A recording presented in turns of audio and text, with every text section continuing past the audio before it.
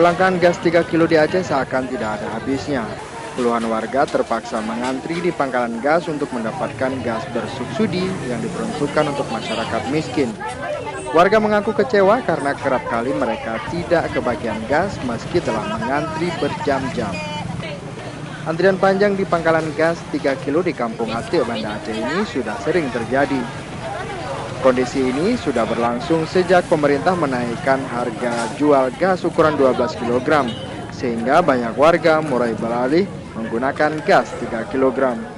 Meski begitu, warga mengaku kecewa karena sudah mengantri lama. Namun stok gas 3 kg di pangkalan ini habis.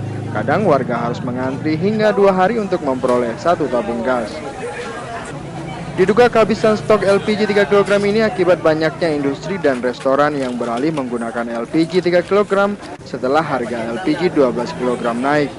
Akibatnya warga seharusnya mendapatkan jatah LPG tidak kebagian stok. Warga berharap pemerintah tidak membatasi pasokan gas 3 kg ke pangkalan.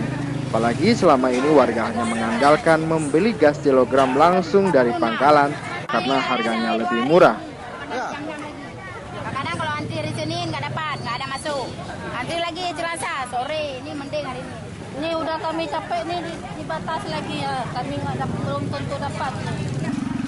Selain meminta agar tidak ada pembatasan pasokan LPG 3 kg, warga berharap Pertamina juga melakukan pengawasan dan penertiban pada industri dan restoran yang menggunakan LPG bersubsidi.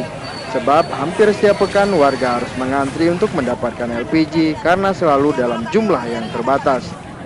Dari Banda Aceh, Hendra Saputra melaporkan untuk Aceh Video.